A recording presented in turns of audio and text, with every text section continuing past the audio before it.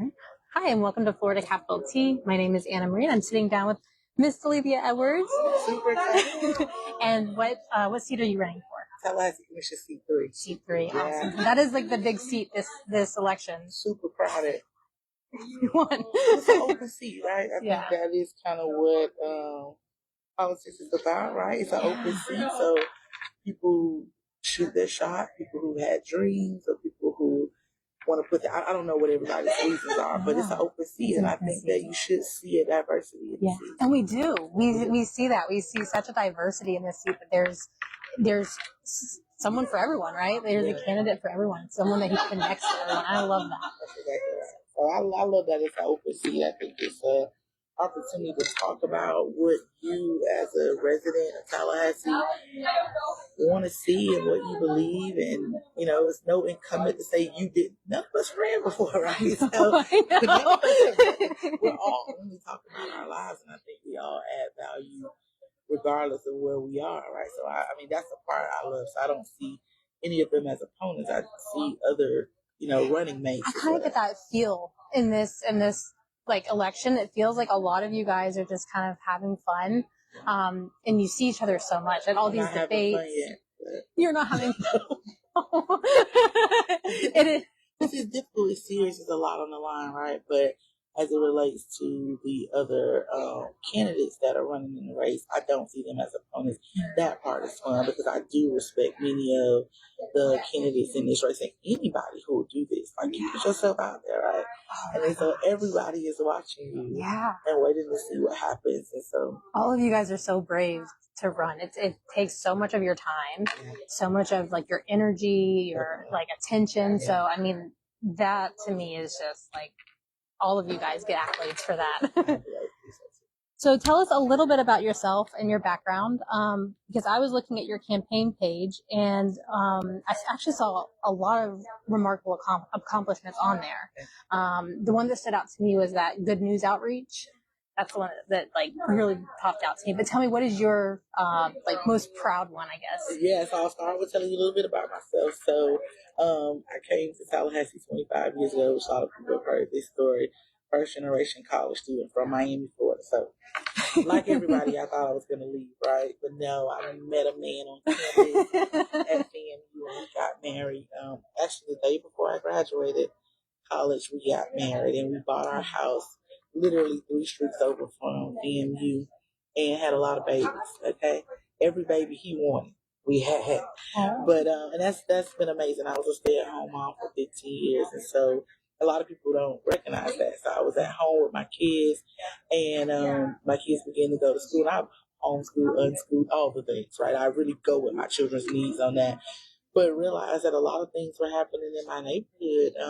When my son got ready to go to elementary school, my oldest son, everybody was saying, don't send him to the school that I can see up the street from my house. And I'm like, why is that? I grew up in Miami, and we go to our feeder schools. So you can walk to the school that you go to. And I didn't understand. what was going on. And I began to ask questions. I remember going to the school and asking, can I interview them? And imagine that, interviewing a public school. I love it. I'm here for it. Yeah, of course. And the principal, she obliged me, but she told me a lot of things, right? I began to ask questions about exposure and what happens outside of this neighborhood. And I began to think, like, somebody got to do something. Like, something needs to happen. Because I seeing the things on, in the corner. We had streetwalkers ladies the other night, different things happen. I call them neighbors. I don't describe them by those type of things, but I read it. And I can, somebody can do something. You know that. Who's coming to do something? Nobody. So you have to be the one in your own community, along with other people. Because you're never alone doing anything. But somebody has to be brave to bring us together. And so I founded the Neighborhood Association, all of that. Got my master's degree at Florida State. My babies are my pride and joy. They range from ages 20. Well, they all turn a new age this month, but right now, 20 to 6, the baby boy, we adopted him. So yeah, that's a little bit about me. I mean, that's what I do, but about me, I like music and books and journaling and all that. But anyway, you asked me to tell you about me. But I am the executive director of Good News Outreach. I've been there about a year and a half. They called me in as a consultant at first, using my community development and my urban planning skills, because this organization, believe it or not, does amazing things. 5 programs, male and female reentry program, a beautiful 1,200 square foot pantry. So if you have not been there, y'all need to come. Donate some food too. Beautiful. We're serving over 1,000 families a month and over 400 plus seniors in our senior meal delivery program. We have senior affordable housing, and then we have a transitional housing, affordable housing community with over 48 units. And so I know maybe we get in time to talk about that, but it's the only family service and transitional housing unit like complex here in town. And so when I got there, everything was on fire. And I mean, good people. The organization's been around 40 years, but we have worked together to really get it out of the fire. We still got a long way to go. It takes everybody kind of like, yeah. It was 17 vacant units when I got there.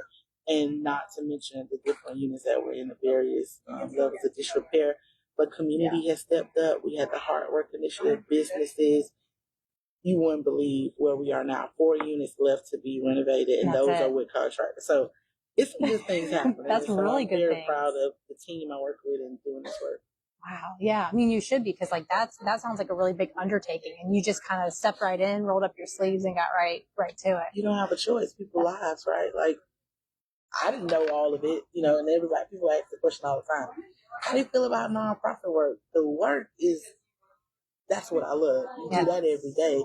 It is the governance, the paperwork, and the grants, and those things, what it takes to lead a human services organization. And that's a learning curve for me. I'm still got a lot of learning to go, but the organization is about $1 million, organization, and making it work. Yeah, and you're doing a great job and great work, because I mean, just to have housing for people to be in and just have somewhere to go and actually call their home and to be able to rest their head. I mean, that's incredible. Right, and these are people who are experiencing homelessness or who are housing insecure.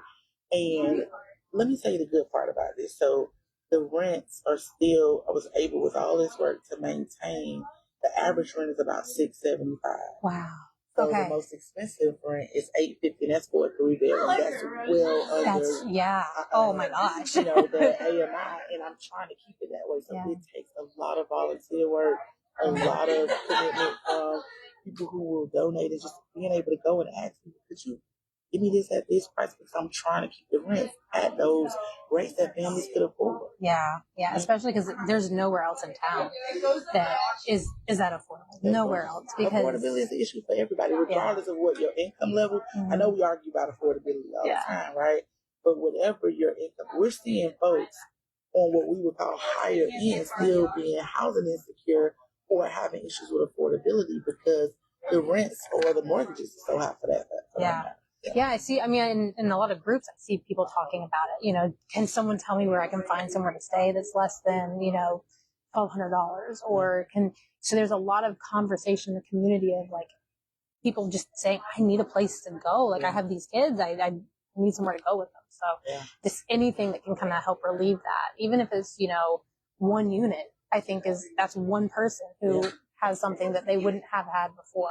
Exactly. We got a wait list of over 25 people on the wait list, and every time we get a unit, ready, it's off the market, and we are partnering with Big Ben Continuum of Care and Family Promise as one of our partners. So families who we know are coming out, who has a caseworker, who got a little bit of, stability and ready for that kind of wraparound services, but people are in need. Yeah. So do you have any suggestions for, I guess, the housing, affordable housing, as far as getting more of that? Like, because it sounds like there's a need for it, and we've identified that, but you work in this. So, like, what have you identified as a way to actually, like, bring that to fruition?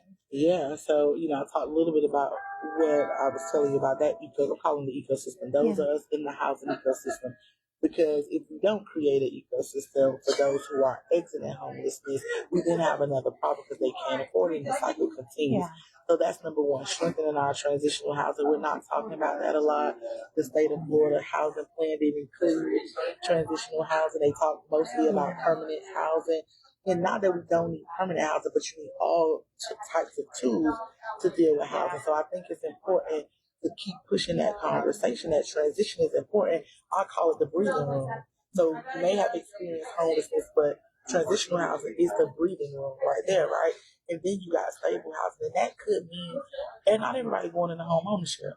I know we talk about a lot of single family homes. So I know. Don't get me wrong. I mean, I'm an urban planner. We can talk a little bit about that. I believe in infill. You gotta infill. You can't just keep, going all out and just building homes everywhere that people can't afford. But also getting creative about what our housing solutions. I would love to see a co-op housing place where you think about whether it's single families or two working parents living in a co-op community where you can trade off childcare, you can trade off meals. Build that community. Of course. I don't know why we don't think about that anymore, but though that's an option in not just Tallahassee, but all over, of thinking about it in a way that how do we co-op what we need so that we're sharing and we're building communities, we're building kids in villages, we got eyes on our children. If we're talking about that, I mean, taking buildings we aren't using anymore, redoing. I like that idea. Yeah. Studios, co-sharing spaces. We aren't talking about things that can make life and housing more affordable. And I think those are non-traditional things. We assume everybody just wants their own space, and not everybody wants that because they can't afford it. And you may not even have to live with somebody forever. But what about a short time?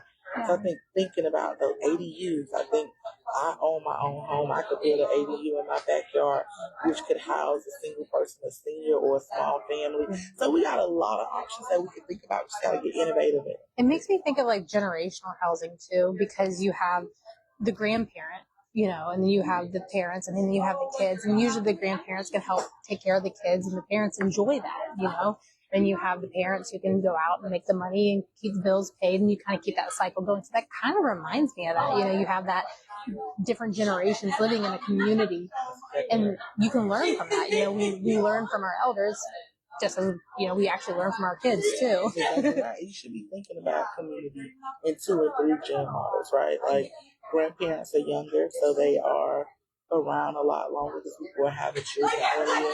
And I think that's how you build community when you think about those intergenerational models that work, and they were tried and true. Other cultures, they still do. Western cultures, still do. They live multiple generations in the house. Yeah.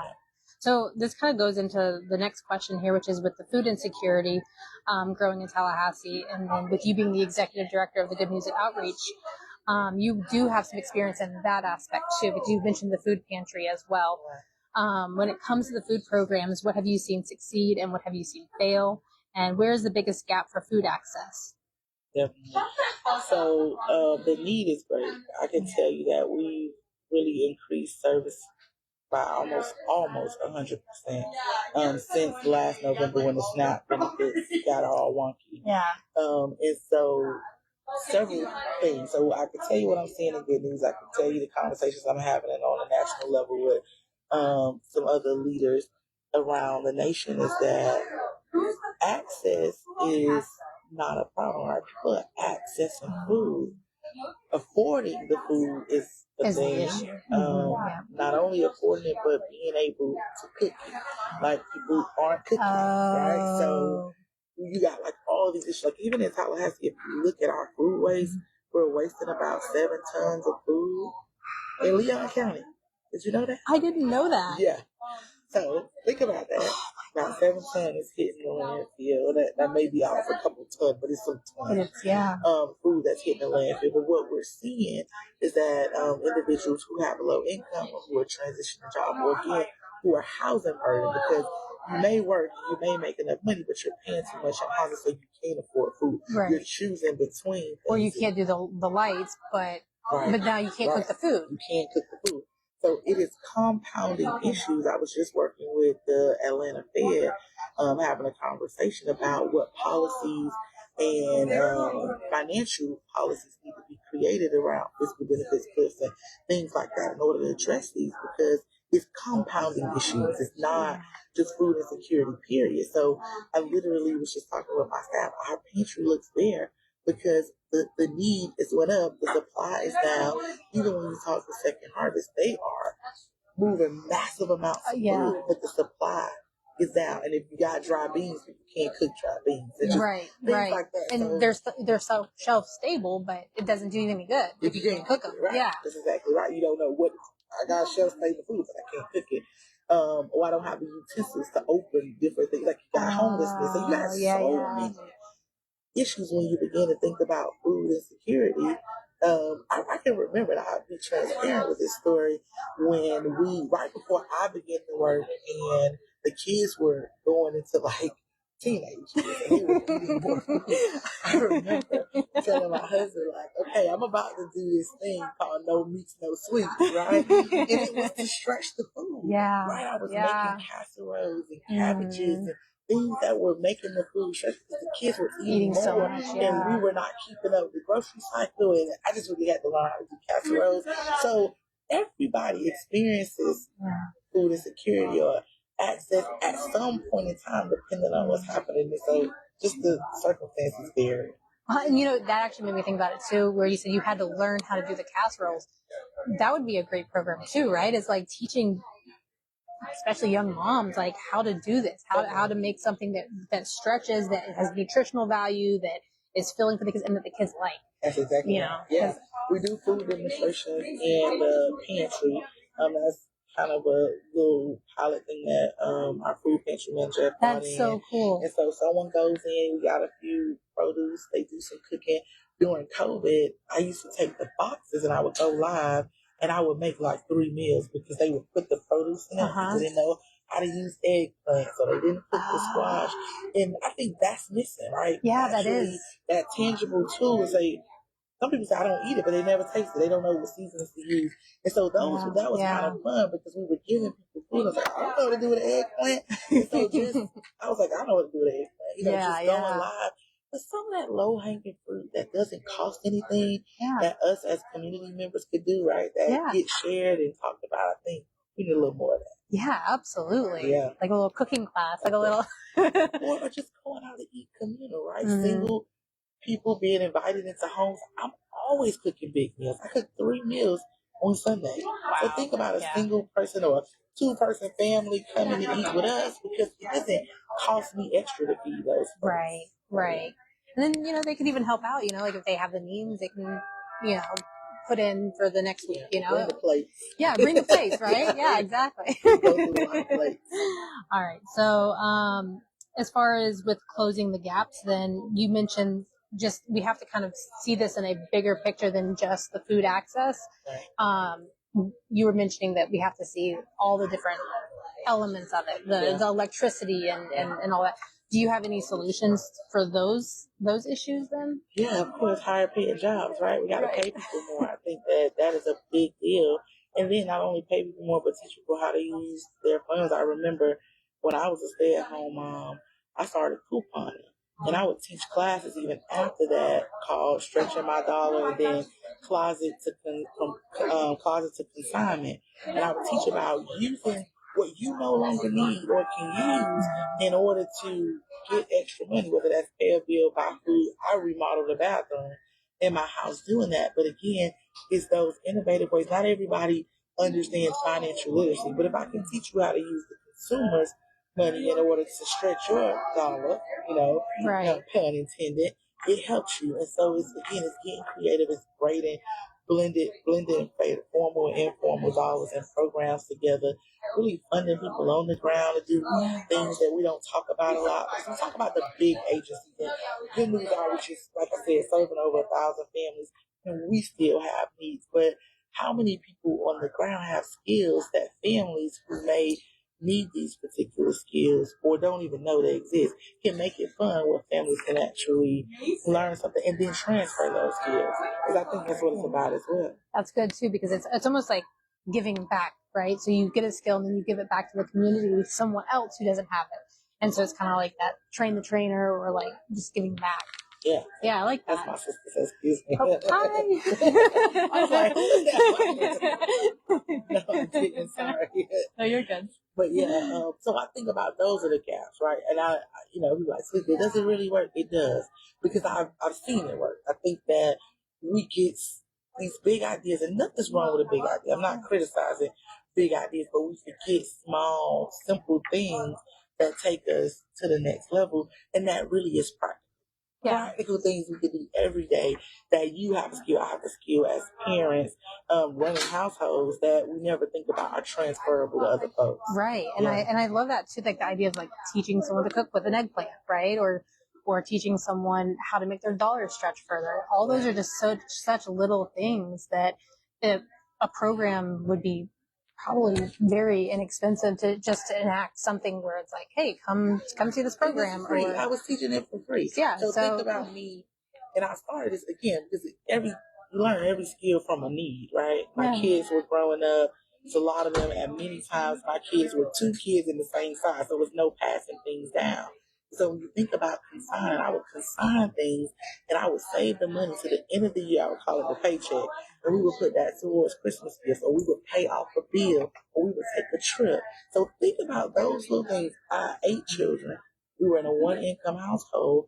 Opportunities, we were making opportunities for our kids, but that was helping us. And and people, I was teaching people those things. They were like, I had not even thought about this. So I donated this to Goodwill. I'm like, I still donate to Goodwill. I still donate things to Goodwill. But you can't take everything to consignment. Yeah. But the things that they take in season, why not? It's a win-win. Yeah, right? And I get to go shop next week. You get the Santa Claus and get all the kids gifts for the kids. Yeah. It's a great way to do it. All right. So recently our city manager announced his retirement. Do you have an ideal process for how you would like to see when filling that position?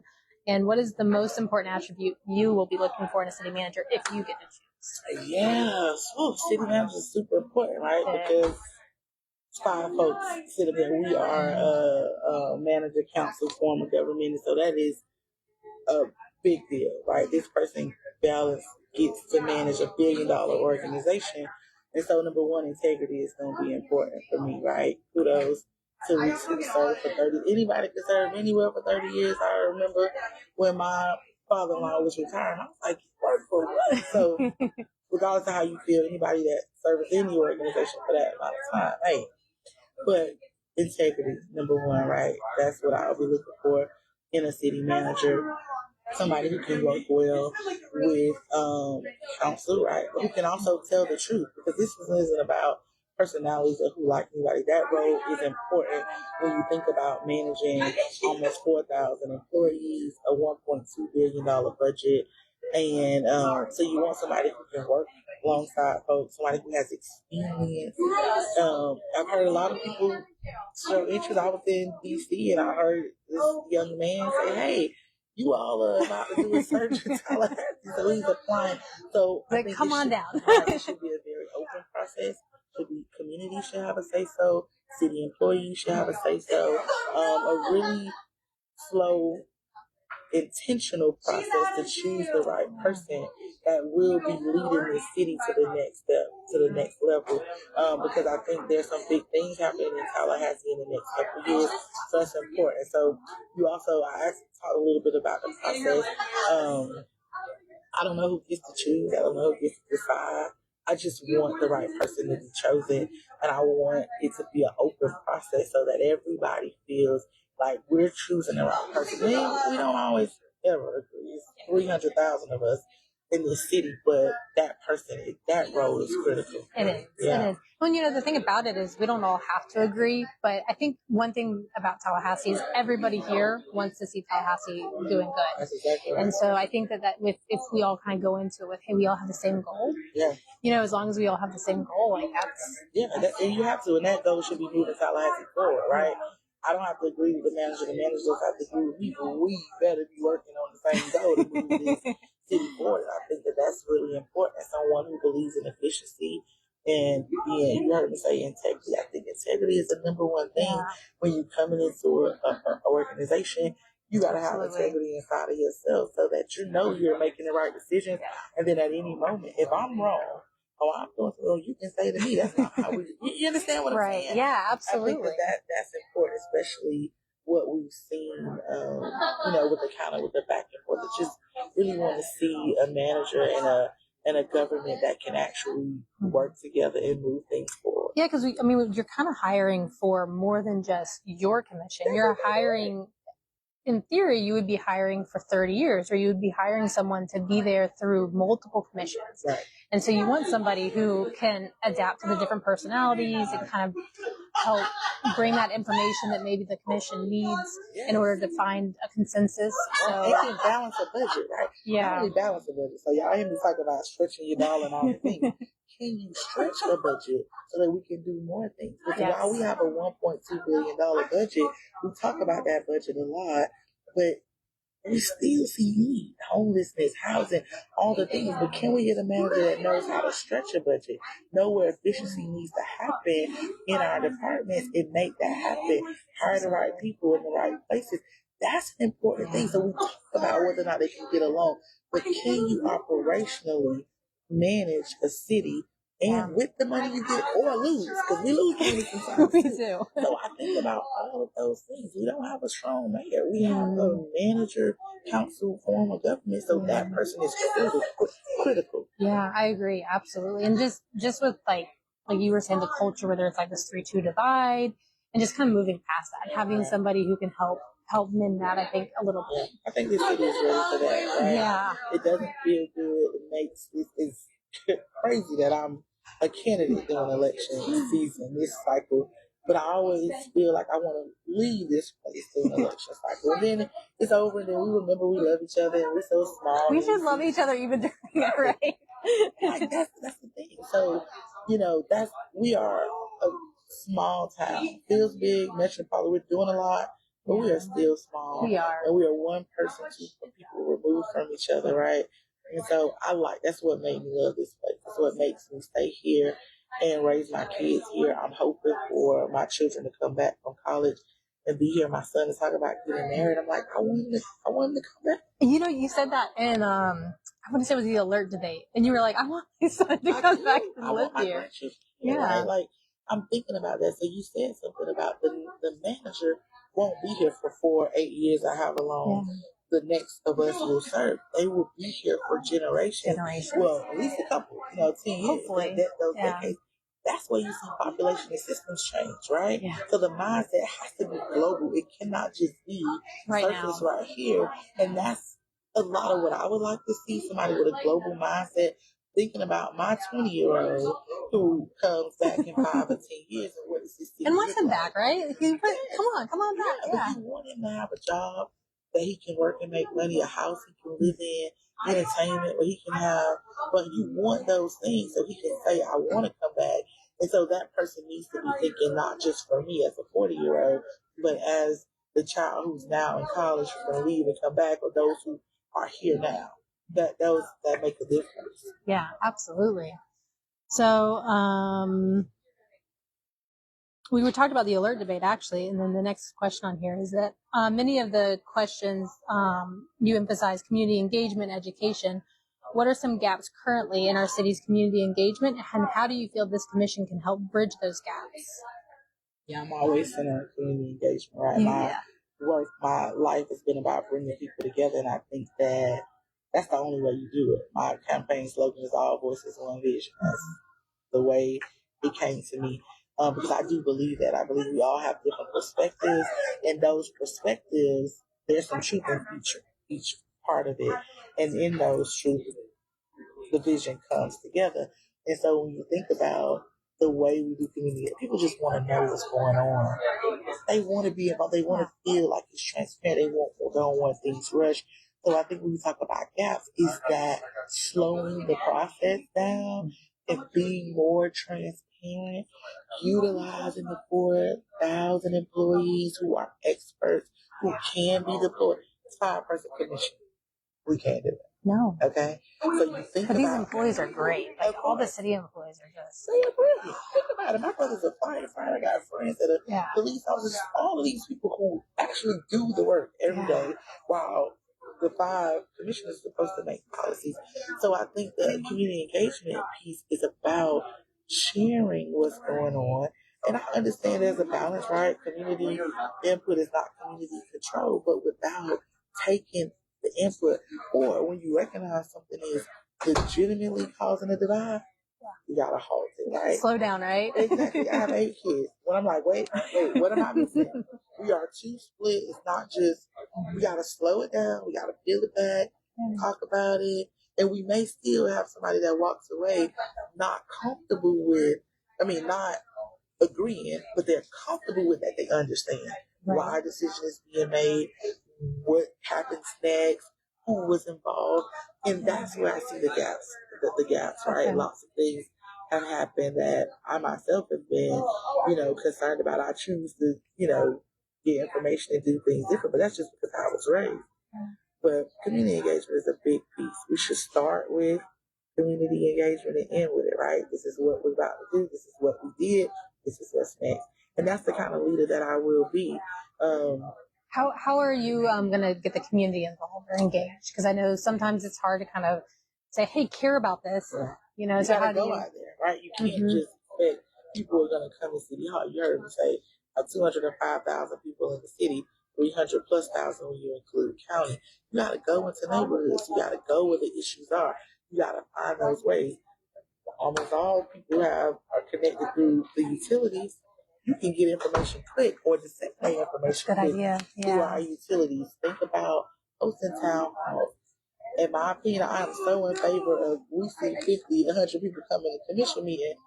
Let's stop. Let's take some notes. Let's figure out what's going on, because what ends up happening is community is talking at the commission.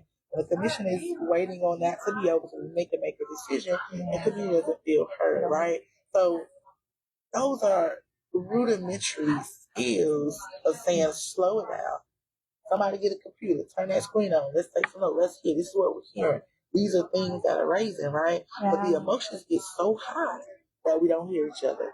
And so I think bringing people together, having more community conversations around things, topic by topic, is the way to go. Yeah, absolutely. Real quick, my name is Anna Marie. I'm with Florida Capital TMC now with Miss Talethia Edwards. You're ready to proceed? Great. So we're going to get back to the conversation real quick too. You had mentioned with the commission meetings and people coming there, one of the, I guess, hot things that happened recently was the reduction of time. How do you feel about that? Like, is that something that you would bring back? Like, hey, let's get the community their time back, or would you keep it at what it is now? Yeah, definitely would bring it back. I feel like when you get elected, my time is your time during those times. I do think that. Now, I have both hands. I understand it on both ends, right? It's unagended items. So I would talk about the whole idea of that agenda items that process should be simpler. People should be able to get items on agenda. There shouldn't be a stick-in of what goes on the agenda if the community is concerned about it, right? That's the part. But overall, no, yeah, I'm here for you, right? Whether you voted for me or not, I'm here to listen. I'm here to hear what those concerns are, take office hours. I just believe that when you sign up to be a public servant, you sign up for it. Right. So we're going to hear it, right? And I'm cool with it. I think that's the way it goes. Okay, good. Yeah. That's something that I feel like is really important. Like, that's something I've heard a lot about is that dissatisfaction of, like, I feel like I've busted my butt to get there, and then I feel like I'm not going to be able to speak, or so I like the idea that people can get to give their input. Oh yeah, definitely. Everybody should be able to get an input. Our government, right? And I won't just, again, I'm saying all voices, one vision. If you can't hear the voices, if you set them out, I'm going to send an email, but they want people want to be heard. They take the time to come, and so that's not something that bothers. The first time I spoke, I practiced my speech, Like 3 minutes. You're like practicing at home. It's like a stopwatch. You practice with a stopwatch? Yeah, because it was 3 minutes, and it was like the first time I went to go speak, I had pulled out a stopwatch, and I have the stopwatch. I'm reading it, and I'm like trying to make sure I'm getting it within the time. That's a good idea. I never did that. I always be called 3 minutes. Okay, stopwatch it is. Yep. And then I also sometimes speak fast, and when I get nervous, so I had to remind myself, speak slow. Yeah. Those are important things. This is America. This is civic responsibility to hear people, right? Our voice, we talk about Second Amendment and being able to say what you want to say. You don't got a right to disrespect me, but you got a right to say whatever you would like to say. Because I'm not going to disrespect you, and I'm going to say what I want to say. We can disagree in a respectful way. We can have a conversation about it. My mother always taught me, so you can say anything you need to say as long as it's respectful. And that is the way I have raised my children. Say what it is you got to say. Your voice matters. It means something. Whether no one else is saying the same thing, you got something to say it. And they might make a change too, right? Because they might think of something that no one else is saying, and then they say it, and everyone's like, "Oh, that's a good idea." Right. I've been listening. I'm like, that makes sense. People think we're all diverse. We all got different backgrounds. We all have different opinions. We all got different vantage points. Yeah. Your vantage point on the situation really makes a difference. And sometimes I'm only looking at a thing from my vantage point and haven't seen it from your vantage point, right? Same when we talked, and I was like, well, what did I tell you? And I think that is the beautiful thing about life and our humanness, is that we come from different passion points, but when we're able to realize whatever your passion point, I respect that, we're going to talk about it, it's always a middle ground. It's always a middle ground. I agree. And especially when two people are trying to talk in a genuine conversation. We will have a conflict. Yeah. And some of my most beautiful relationships are people that I disagreed with, and we began to talk. And I will call and say, let me back this up, because I know you're not thinking I'm thinking. And those are some of the most beautiful relationships I've developed. I'm very proud of those relationships. Absolutely. Yeah. Absolutely. I always try to find people who will challenge my thoughts. I'm like, don't be afraid to tell me I'm wrong. Don't be afraid to challenge. Discourse is how we get that done. Exactly. All right. So moving on. You are very engaged in the civic duties, and we've heard a lot about it. And you're on many boards that you sit on as well. How are you juggling family life? What is your plan for balancing all these responsibilities if you were to get elected? And then have a fun question follow-up afterwards. Okay. Balance. So I've been balancing family and work and boards for years, right? That's nothing new to me, right? We don't do anything alone. I have a wonderful village here, my husband. So I'm not new to balancing. But let me say that. There you go. Serving the people would be my first priority, right? That would be my commitment. And so I would do like any other thing that has come in my life, utilize family and friends and create that balance of prioritizing what comes first. I do serve on many boards, and so I'm willing to step off board. That may have to happen. Being a novice commissioner, learning things and wanting to really, I plan to legitimately jump in to figuring out how's things running. Asking the questions. I'm a learner. And so, but balance is not that it's not a problem, but I've been balancing things my whole life. That doesn't change. It's another thing. Of age. There you go. Okay? I'm a mom of 8. So that balancing the personality. So I think about that. That's a great question you asked. I'm happy you asked that question, because I hadn't thought about it like that. I balance personalities all the time. I have to be almost a different mother depending on what kid I'm dealing with, because fair isn't equal, right? And so when I'm dealing with my kids, who am I talking to? What need do they have? And what am I juggling? I've had to do that. Priorities, so I'm looking forward to it. Yay. Okay, so my follow-up question is, which board is your favorite to sit on and why? Now you're going to ask that. That's like asking me which one of my kids is my favorite. Hey, I could ask, which one are you cutting? Right. Listen, so many amazing boards that I sit on. It's hard to choose one, but if I would say it, I would say the CRA, Citizen Advisory Council. Having the opportunity to give my input on shaping neighborhoods and community and where community investment is made, I think is a great privilege, especially on the Southside Frenchtown CRA, where you got blight and historical disinvestment. Yeah. That is the one that I am most, if I want to pick a favorite, that's the one. Which makes sense too, because even from the beginning of the conversation, that's where our conversation started, was in community. Right. In your community, and then now you're sitting on a board where you get to actually participate in guiding that direction. Right. And community is at my core, right? So I have to laugh at myself sometimes when I go back and listen to myself talk. It is my core. While I am very well trained, right? I'm an urban planner. I have experience all over this nation and doing different work, working in different communities, different backgrounds and all the things, right? That's on my website. You can read that. And I have to remember, like, Talethia, let people know that you know about land use and plant right zoning. You understand that, because I get caught up. I do believe at the core that we as residents and citizens help move things forward. The technical things are going to be the technical things, the comp plan, the land use, the building codes, the environmental protections that we stand up for. I understand all those. I'm climate justice certified. I got all the things. But it's how we do this together is what helps us get to those things. It's filtering all those things in. So I'm mindful. I never, I guess, sound like I know. I do know, but that's my core. And I believe that I show up as a neighbor, as a friend, as a resident, because it's what I carry all the time. I really do. Wow. And you mentioned your website. We do have it featured as a featured link. So if you want to check out her website, you should be able to click on it. I'm not sure how it works with the featured links, but it's featured. All right. That sounds good. Or just call me. We can have coffee. There you go. Or tea.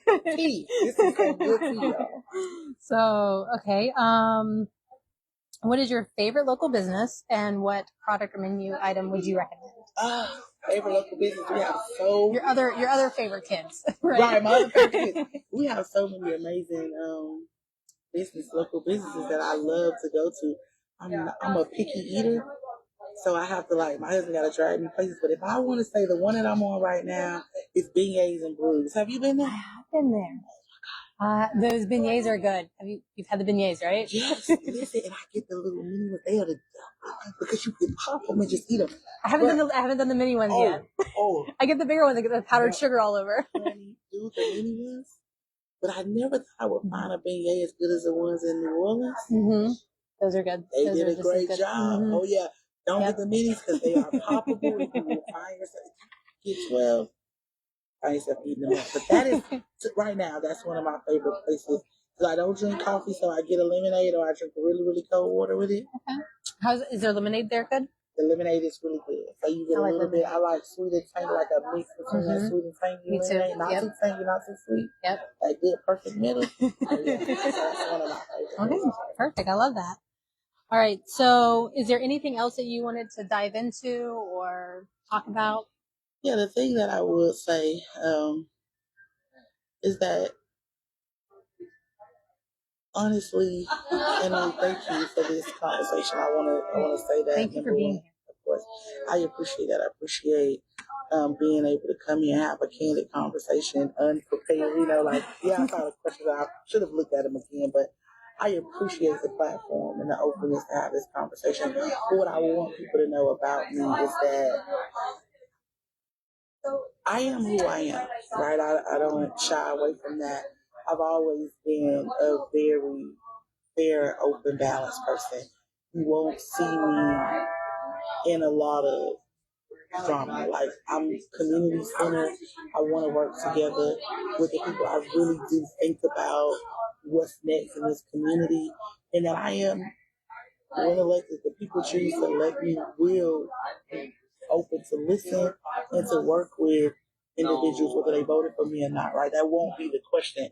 I will be serving all people, and that's legitimately how I believe and how I feel, and I want people to know that, right? Hold me to that. They don't have to hold me there because I keep my word, but hold me to that, right? Like, if ever I'm at a space that I'm not holding what I said, that I'm listening to you or cutting you off or being willing to work with folks that don't believe like me or don't think like me, hold me to that. That's legitimately what I want, the type of leader that I want to continue to be in this community. I'm not starting this. I've been like that. I want to continue to be like that. I like that. Because I think that that's what a lot of people that I've talked to says. They're just really worried about having a commission that isn't going to listen to them, or that is, so just the fact that... And I've heard that too. And that is all over this community, no matter where you live. People are worried. Will whoever it is, will they listen? Will I be able to have contact? Or retaliation or anything like that. It's like, retaliation. This is the city. We should be working together and living together. And if you're talking about being neighbors, what are we retaliating on, folks? I know. But no, I mean, people feel passionate. That's the thing I love about Talethia. We don't lack passion, right? Yeah. Like, people are passionate. So, no, I will definitely work with everybody. I know there's been a conversation oh, is she coming to be the new 3, the new 2? Yeah, I've heard that. Not at all. That's been a part of that conversation. One of the things I hadn't thought about this either, but they asked me in that forum, and I was like, I'm going to be real with you. This is my honest thought. I don't understand why I'm not endorsed by the five.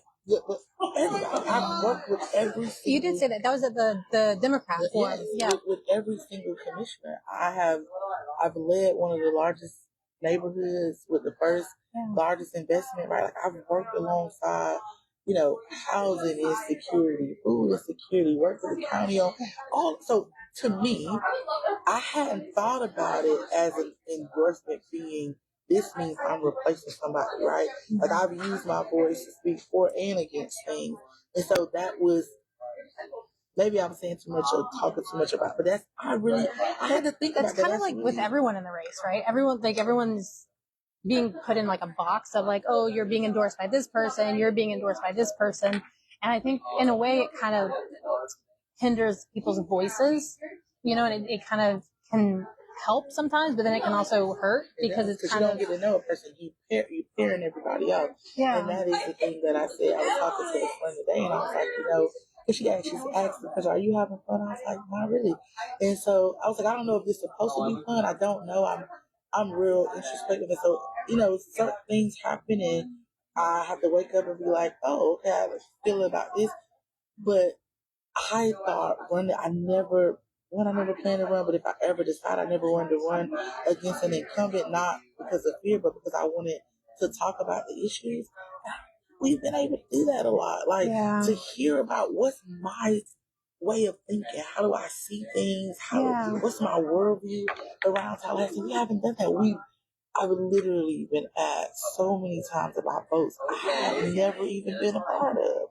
And so that has taken away what I thought would be the joy of running in an open seat. Now, I enjoy knocking on doors. Do you want to add anything to this? Because I mean, we should be able to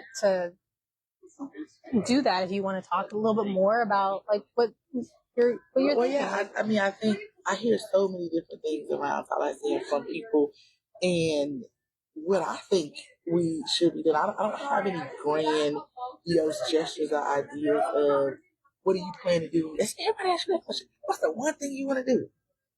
I'm one person. It's 5 people. Like, I'm legitimately understanding that 5 people are up there, right? So I want to understand how things work. I want to be more efficient if we're not efficient, right? I really want to be able to solve real issues. I do. I want to solve real issues. I want to work together. I want to learn from the experts, but I also want to hear from people we don't hear from a lot to inform those decisions so that not only policy making, but implementation works, right? I've done work on the state level of policy and national policy work. I understand that you got to get the lived experience, the experts, and you got to understand what all the rules that go into it and those things. So, again, those are the conversations I thought we would be having about what's working, what isn't working. We talk about that a little bit, but what's the innovation we want to see? I would love to see that. Yeah, we are. We have so many smart neighbors who they come up brilliant people. Yeah, right? Brilliant. And so many artists. So my kids I call them artsy artists. My kids are creators. And think about, we talk so much about so many other things, but not the arts. We don't have a performing arts center. I leave this city to go to plays. I love plays. Yeah. I'm a journaler. I like to sit outside and journal under the tree. Like, think about all the different diversified things and people in this. That's what I thought running in an open seat would be about. Now, when I'm knocking on doors, I'm having coffee with folks, we're doing that. But overall, So we did get a question. Are you open to taking it? Okay. So this is a recent graduate from FAMU, and her question is, do you have a plan to increase higher paying jobs or more jobs in Tallahassee? Yeah, do I have a plan? We have some great assets in our economic space, but I have ideas. I think we need to, number one, we need to activate our downtown, right? Bring some livelihood and some businesses and commerce there. But I think also attracting businesses here. Tallahassee has some great opportunities to bring business here. We got a lot of the same stuff, chicken box. I think they access that, in car washes and storage places. Your mattress stores a lot. Yeah, I don't know about the mattresses, but I see the storage places. But I think part of that is attracting business here, utilizing the assets that we have, OED that exists currently, that is supposed to be the people in charge, right? So everybody can have ideas. Who has been tasked with the job, that's to bring economic development? But as a policymaker, it is making the access to bring business here understandable. Is it, can people understand how to do business here? Do they want to do business here? We have our own utilities. Hey, I can get you up and running in 30 days if I can, That's right? a good idea, That is an idea that I think that we don't utilize. Like, what are our assets that we already have in town? Building a workforce, I think that is my big thing, because you can attract companies and higher paying jobs if you build a workforce. And building a workforce starts with, post secondary. It starts with vocational. It starts with like really not everybody going to college. I know how smart we are as a city, but how do we create a workforce? It's difficult to talk about it because Tallahassee is in textile. We don't have manufacturing industry, things like that. But we do have the Mag Lab. We have the universities. We have that knowledge base that we can actually create a workforce, and that is a draw for businesses that align with what we believe and what vision we're creating that can come here and join us. That was a really good question. It was a very good question. Because you got to talk a little bit more about what I think about those things too. I think about a lot of stuff. I think about community benefits, right? I see a lot of arguments about a lot of things, and you can't really tell people what to do with their private stuff. But you know what you can do? You can put community benefit agreements, right? These are needs we have. That's a good idea, yeah. Invest in new community benefit agreements that will meet a need where it's not coming out of the city's pocket. Because again, $1.2 billion doesn't do everything, but can you allow your business and your commerce community to meet some of those needs by creating community benefit agreements? It is so many tools and different things that we could use. You just have to talk about it. Right. So, and again, having all the different personalities at the table, right? And having, hey, this person is an expert in this area, and this person's an expert in this area. So, how do we create something that benefits everybody? Exactly right. All right. Well, thank you so much. I think is that our time, or yeah. Okay. All right. Well, thank you so much. Thank you so much, Kathy. I appreciate this. Okay. Bye. Bye, y'all.